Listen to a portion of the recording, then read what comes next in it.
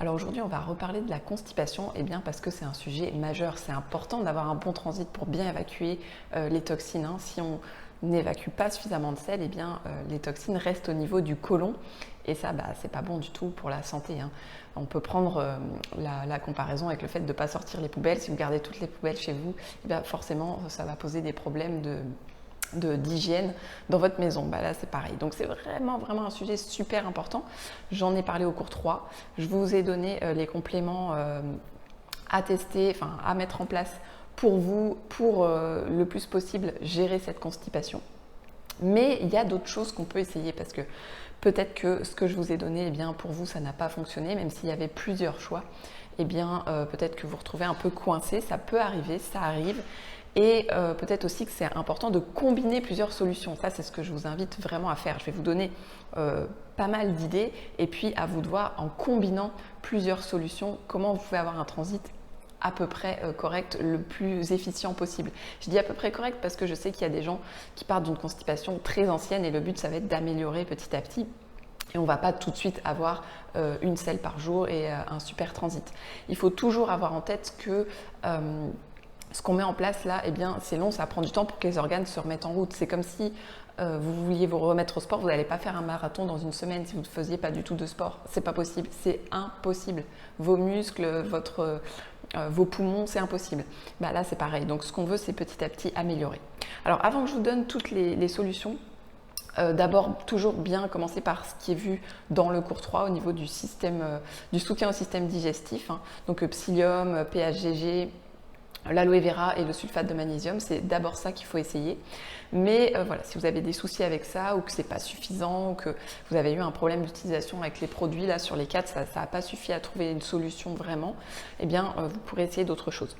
Mais avant ça, avant que je vous donne les solutions, je répète, c'est vraiment le plus important. Toujours bien boire. Partez du principe que si vous êtes constipé, il y a sans doute un problème de liquide. Si il vous manque même 200 ml d'eau par jour, eh bien le côlon, il est chargé d'aller les rechercher au niveau des selles. Il va les assécher, parce que l'eau, c'est l'élément, le premier élément de la vie. Donc c'est hyper important. Le corps fera tout ce qu'il peut pour aller rechercher de l'eau. Il va aller les rechercher dans les selles. Donc partez du principe que vous ne buvez pas assez. Si vous êtes constipé, rajoutez un verre d'eau par jour et voyez déjà si ça améliore. Ensuite, activité physique. Partez du principe que vous n'en faites pas assez. Si vous êtes constipé, il faut absolument faire de l'activité physique, notamment la marche, mais aussi la course à pied. Il y a des gens qui avaient une constipation depuis toujours, que j'ai vu se mettre à la course à pied 20 minutes par jour, et puis c'était résolu. Voilà, parce que tout simplement, il manquait l'activité physique. Donc toujours vérifier ça. Et ensuite, vérifier votre régime alimentaire. Il faut appliquer l'e-book. Il faut qu'il n'y ait pas de carence ni d'excès. S'il y a une carence en lipides, ça va créer de la constipation. S'il y a un excès en lipides, plein d'oléagineux, des purées d'oléagineux, du chocolat, ça va créer de la constipation. Donc il faut qu'on soit dans le juste milieu. Donc vous voyez bien l'e-book par rapport à ça. Voilà, l'excès par exemple de café aussi peut créer de la constipation. Donc toujours vous référer à l'e-book, c'est vraiment la base. Bien boire, exercice physique et l'alimentation qu'on va vérifier. Également votre sommeil. Si le sommeil n'est pas bon, la digestion n'est pas bonne. Donc si vous avez des problèmes de sommeil, il faut s'y attaquer avec thérapie, hypnothérapie par exemple, et également la mélatonine, les compléments pour le sommeil qu'on a vu en cours 9. Et si ça ne fonctionne pas pour vous, essayez peut-être d'autres choses, mais vraiment toujours avoir en tête que le sommeil est hyper important pour la digestion et la santé de manière générale. Donc ça, c'est les piliers, c'est la base. Ça, plus les compléments du cours 3, c'est vraiment votre base.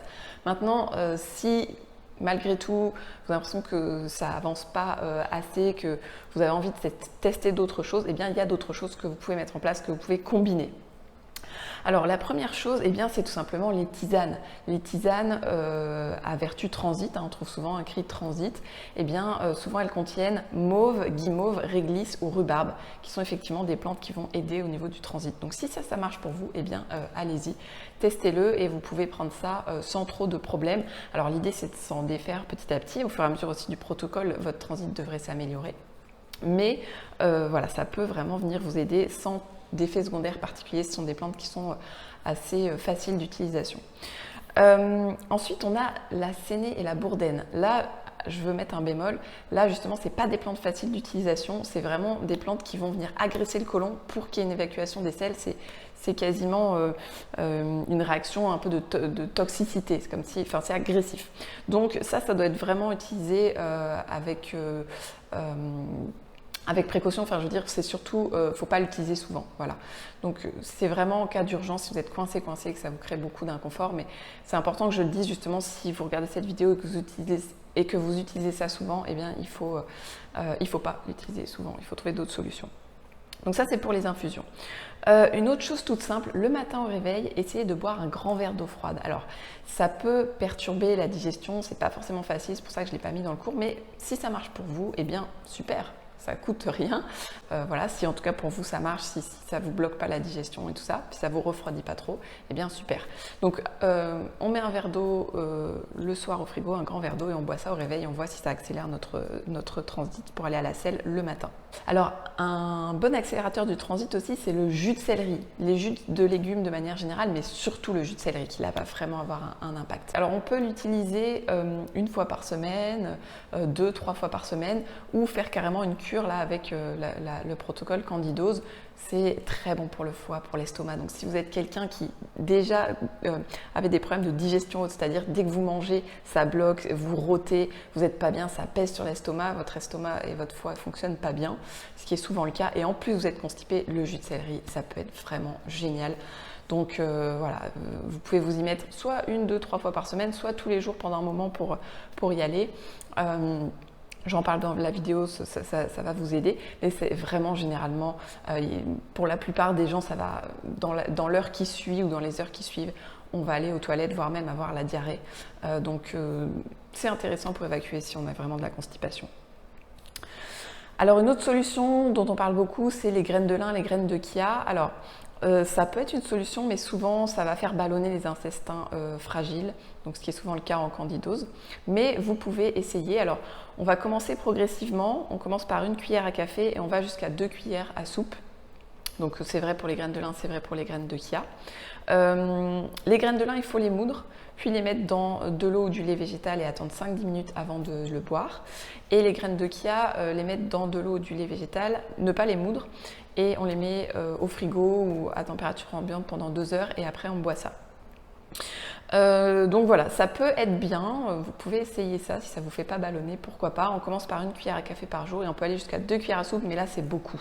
Donc moi je ne conseille pas de prendre ça toute la vie, 2 cuillères à soupe de graines de chia ou de graines de lin. Alors surtout les graines de lin qui ont des phytoœstrogènes. Donc là, si vous avez des antécédents de cancer du sein chez vous ou dans votre famille, on ne les prend pas, ou alors très rarement. Graines de chia, ça pose moins de problèmes, mais voilà, ce n'est pas des solutions qu'on va utiliser vraiment au quotidien. Il faut que ce soit quand même assez temporaire, ça risque de créer des soucis au niveau ballonnement ou les phytoœstrogènes pour les graines de lin. Mais vous pouvez essayer, si ça vous aide, super. Ensuite, il y a le son d'avoine. S'il est étiqueté sans gluten, eh bien ça peut marcher. Ça peut aussi faire ballonner, comme les graines de chia, les graines de lin, donc c'est pas forcément évident. Et on va aussi commencer par 1 cuillère à café dans du liquide et on peut aller jusque 2 cuillères à soupe, mais là aussi c'est beaucoup. Mais bon, l'idée c'est d'augmenter le niveau de fibres pour que les selles s'évacuent mieux.